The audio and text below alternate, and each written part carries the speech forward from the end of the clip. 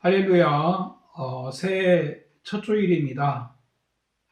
여러분들 모두 새해 복 많이 받으시기를 바랍니다.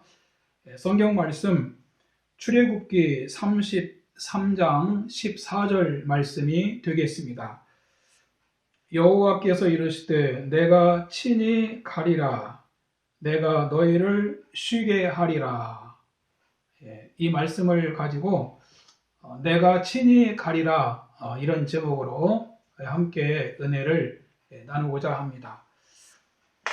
새해를 주신 하나님께 감사드립니다. 하나님의 은혜로 새해를 맞은 여러분들을 축하합니다.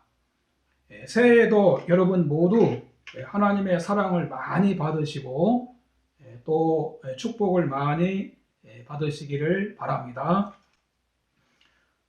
여러분 우리가 그 미지의 새해를 살아가는 데 있어서 가장 필요한 일이 무엇일까요? 새해 우리에게 꼭 필요한 것이 있겠지요. 많이 있을 겁니다. 코로나가 빨리 끝나서 모든 일상이 정상적인 삶으로 회복되기를 무엇보다도 바랄 것입니다. 또 건강하면 좋겠다는 분도 있을 것이고 자녀들이 잘 자라주면 좋겠다는 분도 있을 겁니다. 사업이 풀리면 하는 그런 소원도 있을 것이고 또 자녀가 결혼하면 좋겠다는 그런 분도 있을 겁니다. 우리에게 새해 소원하는 것들이 많고 또 바라는 것, 필요한 것들이 많습니다. 여러분 이 모든 것을 해결하실 수 있는 분이 계십니다. 바로 하나님이십니다. 하나님은 우리의 목자이십니다. 목자는 양 곁에 있으면서 양의 모든 것을 도와줍니다. 양은 목자 없이 살 수가 없습니다. 성경은 하나님이 주의 백성의 목자라고 하셨습니다. 그러므로 새해에도 하나님이 함께 하셔서 하나님과 동행하시고 또 하나님의 인도를 받고 하나님의 축복을 받는 그런 새해가 되기를 바랍니다. 이 같은 삶을 살기 위해서 오늘 본문이 주시는 말씀을 통해서 함께 은혜를 나누고자 합니다. 첫 번째는 하나님의 음성을 잘 듣고 따르기를 바랍니다.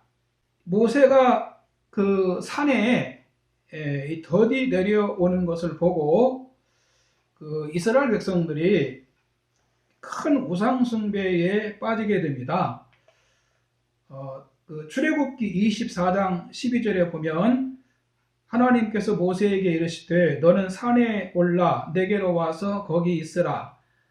네가 그들을 가르치도록 내가 율법과 계명을 친히 기록한 돌판을 내게 주리라. 모세가 그 율법과 하나님의 계명을 받기 위해서 시내산에 올라갑니다. 그 모세가 이스라엘 백성들과 함께 애굽에서 광야로 나온 지 50일쯤에 하나님의 율법과 계명을 받기 위해서 그 시내산에 올라간 것입니다. 하나님은 이스라엘이 그 가나안에 들어가기 전에 그 하나님의 법을 알아야 하기 때문에 법을 주시기 위해서 모세를 그 하나님 앞으로 이렇게 부르신 겁니다. 하나님의 축복을 받기 위해서 먼저 우리에게 무엇이 있어야 하는지를 이렇게 알아야 하는 겁니다. 하나님의 말씀이 있어야 된다는 것입니다. 모세는 시내산에 올라가면서 그 이스라엘 장로들에게 너희는 여기서 우리가 너희에게 돌아오기까지 기다리라. 아론과 훌이 너희와 함께 하리니 무릇 일이 있는 자는 그에게로 나아갈지니라. 백성들에게 무슨 일이 생기면은 아론과 훌에게 도움을 받으라고 하고 모세는 이제 하나님의 율법과 계명을 받기 위해서 산에 올라간 겁니다. 그런데 문제가 생겼어요. 모세가 몇 주가 지나도록 산에서 그 하산하지를 않는 겁니다. 일주일이 지나도 내려오지 않고 또 2주가 지나도 3주가 지나도 모세가 보이지 않는 겁니다. 넷째 주, 다섯째 주가 지나가도 모세가 보이지 않았어요. 40일이 거의 다 되는데도 모세가 보이지 않았어요. 그러니까 산 아래 진영에서는 뭐 난리가 났지요. 사람들이 그 모세가 보이지 않는 것을 보고 아주 혼란에 빠지면서 그들이 이상한 일을 꾸미게 됩니다. 그 출애굽기 32장 1절 이하에 보면은 백성이 모세가 산에서 내려옴이 더딤을 보고 모여 백성이 아론에게 이르러 말하되 일어나 우리를 위하여 우리를 인도할 신을 만들라. 이 모세 곧 우리를 애굽 땅에서 인도하여 낸 사람은 어찌 되었는지 알지 못함이니라. 백성들이 모여서 아론에게 찾아와서 모세가 죽었는지 살았는지 모르니까 당신 우리를 위해서 우리를 인도할 신을 만들라고 한 겁니다. 그러자 백성들의 압력에 못 이겨서 아론이 그들에게 그 애굽에서 가지고 나온 금고리 등을 빼서 가져오게 해서 그것을 불 속에 부어서 덩어리를 만든 다음에 그 조각칼로 새겨서 송아지 우상을 만들어 놓고 말하기를 하나님이 이는 너희를 애굽 땅에서 인도하여 낸 너희의 신이로다 하는지라라고 합니다. 여기에 좀 이상한 점이 하나가 있죠. 아론이 어떻게 우상을 만드는데 이렇게 앞장을 섰을까? 다른 사람들은 몰라도 아론이 우상을 만드는 일을 했다는 것은 참 이상하지 않습니까? 애굽에서부터 아론은 모세의 대변인 역할을 하면서 하나님이 이스라엘을 애굽에서 구원하시는 일을 현장에서 직접 본 사람이에요. 그런 아론이 어떻게 그렇게 허망하게 그의 신앙이 무너졌을까요? 참 우리 인간이 약합니다. 아론이 왜 신앙을 지키지 못했을까? 그 아론의 입장에서도 모세가 오랜 날 동안 보이지 않으니까 많이 이렇게 불안했을 겁니다. 하지만 신앙은 어려움을 잘 이기는 겁니다. 어려운 장애물을 이기지 않는 것은 이게 신앙이 아닙니다. 그런데 그 성경에 없는 얘기인데요. 그 유대인에게 전해 내려오는 말에 의하면은 그 훌이라는 사람이 있지 않습니까? 아론과 훌은 모세의 오른팔 같은 사람들이거든요. 백성들이 이 두 사람을 위협하면서 그 모세가 죽었는지 살았는지 알 수 없는데 이대로 가만히 있겠냐? 우리를 위해서 빨리 신을 만들어라. 그렇게 다 붙였다는 겁니다. 그러자 그 훌이라고 하는 사람이 아주 강하게 반대를 했대요. 우리는 못한다. 그러자 백성들이 돌로 쳐서 훌을 그 자리에서 죽였을 것이라는 겁니다. 그것을 보고 아론이 겁을 먹고 백성들이 시키는 대로 그 송아지 우상을 만들었다는 그런 얘기가 있습니다. 모세가 무슨 일이 있으면 아론과 훌에게 도움을 받으라고 했는데 그런 도움 받으라고 한 게 아니지요. 그래서 하나님께서 이스라엘 백성들의 그런 배은망덕한 것을 보시고 대노하셨어요. 하나님은 이스라엘 백성들과 이 모든 관계를 다 끊고 그들을 모두 심판해서 멸하시겠다라고 그렇게 말씀을 하십니다. 여러분, 마귀가 신앙을 방해하는 방법은 여러 가지가 있습니다. 환난을 통해서, 질병을 통해서, 또 통치자를 통해서, 국가의 제도라든지 세상의 유행을 통해서, 사람들 사상을 통해서, 어려움을 통해서 어떻게 하든지 마귀는 방해합니다. 마귀는 우리 신앙을 공격하는 겁니다. 하나님 섬기는 것을 방해하고 하나님과 멀어지게 하는 것은 마귀의 계략이 많이 있는 겁니다. 하나님이 코로나를 허락하신 이유가 무엇이라고 생각합니까? 이 세상에 어떤 것도 하나님의 허락 없이 있는 것은 없습니다. 코로나가 왜 생겼을까요? 그동안 우리는 과학이라든지 의학이라든지 또 발달한 물질 문명을 누리며 살았어요. 인간이 무엇이든지 할 수 있다고 생각을 했습니다. 그러나 이 코로나 앞에서 인간이 의지했던 것들이 아무 힘이 없다는 것이 드러났습니다. 인간은 죽음의 그림자 앞에서 그 어떤 것도 힘을 쓰지를 못합니다. 그래서 시편 146편 3절에 귀인들을 의지하지 말며 도울 힘이 없는 인생도 의지하지 말지니 그의 호흡이 끊어지면 흙으로 돌아가서 그날에 그의 생각이 소멸하리로다. 야곱의 하나님을 자기의 도움으로 삼으며 여호와 자기 하나님에게 자기의 소망을 두는 자는 복이 있도다.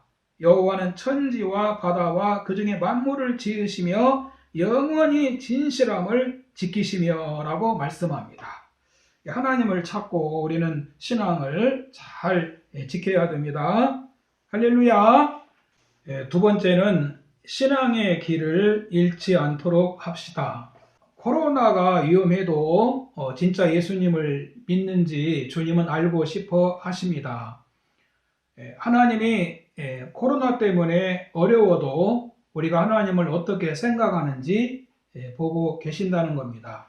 우리 모두 코로나 때문에 신앙 점수 잃지 않기를 바랍니다. 모세가 하나님께 두 번째 중복 기도를 드립니다. 그러자 하나님이 모세에게 다음과 같이 말씀하십니다. 이 출애굽기 32장 33절에 보면 여호와께서 모세에게 이르시되 누구든지 내게 범죄하면 내가 내 책에서 그를 지워버리리라. 이제 가서 내가 내게 말한 곳으로 백성을 인도하라. 내 사자가 내 앞서 가리라. 그러나 내가 보응할 날에는 그들의 죄를 보응하리라.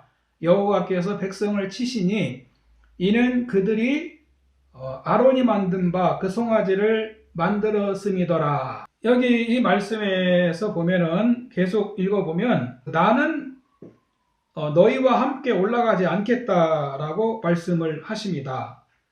너희는 목이 곧은 백성인즉 내가 중노에서 너희를 진멸할까 염려함이니라.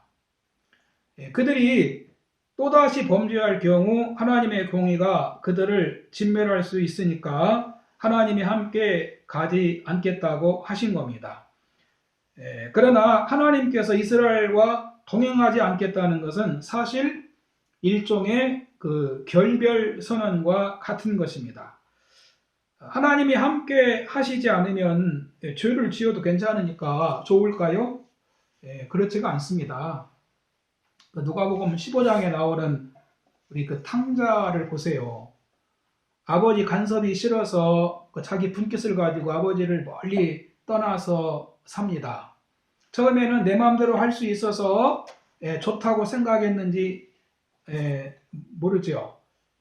그런데 결과가 어떻게 나타났습니까? 그는 재산을 다 탕진했고 그 다음에 죄를 짓고 살았고 또 죽음만이 그를 기다리고 있었습니다. 이것이 그 아버지를 떠난 탕자의 모습입니다. 지금 이스라엘도 하나님이 함께 하시지 않으면 결과가 뻔한 겁니다. 그 탕자의 모습만 남게 된다는 겁니다. 그리고 그들은 지금 광야를 지나서 가나안을 가야 했습니다. 가나안에는 만만치 않은 적들이 기다리고 있습니다. 그러므로 하나님이 함께 가지 않겠다고 하시는 것은 그들에게 가장 무서운 소식이 아닐 수가 없습니다. 여러분, 우리는 어떻습니까? 하나님이 우리에게 세일을 주시고 살게는 해줄게. 또 직장생활도 하게 하고 사업도 하게 하고 필요한 것은 줄게. 그러나 새해에 너하고 함께 갈 수는 없구나 하신다면 여러분 어떻게 하시겠습니까? 너희들이 죄를 지으면 내가 그 자리에서 너에게 어떻게 할지 몰라. 그러니 너희끼리 가라. 그러신다면 우리는 어떻게 하겠습니까? 여러분, 가나안이 좋습니까? 하나님이 좋습니까? 모세는 이렇게 말했습니다. 15절에 보면 모세가 여호와께 아뢰되 주께서 친히 가지 아니하시려거든 우리를 이곳에서 올려보내지 마옵소서. 그러니까 모세는 하나님이 함께 가시지 않으면 우리도 안 가겠다고 그렇게 말하는 것입니다. 여러분, 우리는 양 같아서 스스로 생명길로 갈 수가 없습니다. 하나님 없는 인생은 세상에서 고합니다. 아무리 잘 살아도 인생의 허무와 슬픔과 멸망밖에 남는 것이 없습니다. 우리 힘으로는 마귀와 죄와 죽음과 지옥을 이길 수가 없습니다. 탕자가 그 상태에서 하나님께 돌아오지 않았으면 멸망한 것입니다. 하나님께 돌아와야 삽니다. 세 번째는 회개하며 전심으로 하나님을 찾아야 되겠습니다.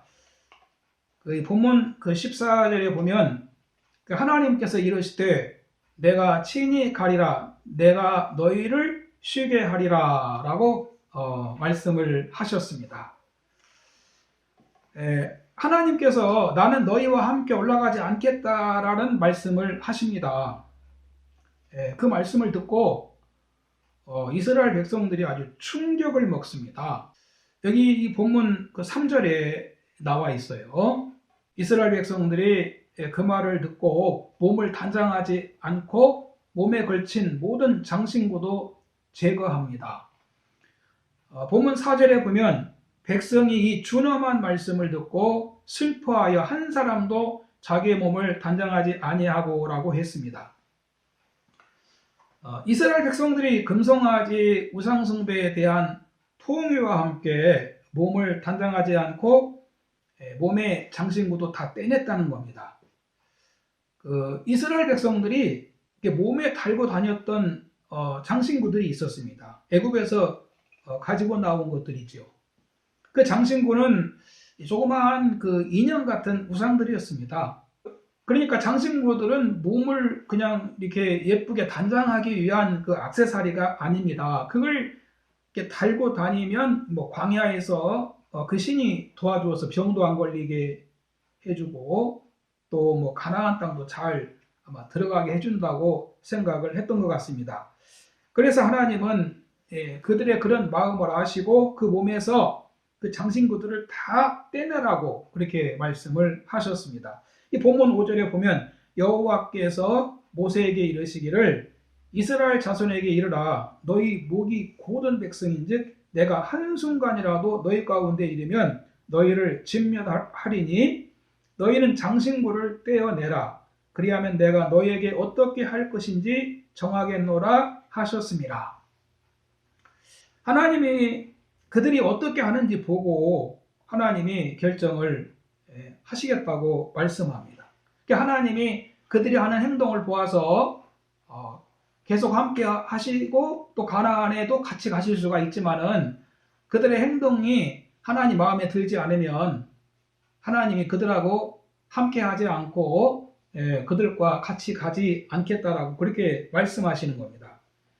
여러분, 우리도 이 새해를 맞아서 이 죄와 관련되는 것은 어떤 것이든 떼내야 됩니다. 그걸 제거해야 됩니다. 데살로니가 전서 5장 22절에 보면 악은 모든 모양이라도 버리라. 그러면서 하나님의 용서와 은총을 얻기 위해서 하나님을 찾아야 됩니다. 이스라엘 백성들이 모든 장신구를 떼어내고 하나님을 찾았습니다. 본문에 보면 회막으로 나가지요. 본문 7절에 모세가 항상 장막을 취하여 진 밖에 쳐서 진과 멀리 떠나게 하고 회막이라 이름하니 여호와를 앙모하는 자는 다 진 바깥 회막으로 나아가며라고 말씀하고 있어요. 그들이 죄를 지은 이유 때문인지 모세가 회막을 진과 멀리 떨어진 곳에 쳤다고 이런 말씀이 있거든요. 그런데 백성들은 여호와를 앙망하는 자들은 다 진 바깥 회막으로 나아갔다. 그렇게 기록하고 있습니다. 회막은 하나님과 사람이 만나는 장소지요. 오늘날로 말하면 이 교회입니다. 우리는 하나님을 의지하며 교회를 가까이 하고 그리고 또 하나님께 예배드리는 일을 힘써야 됩니다.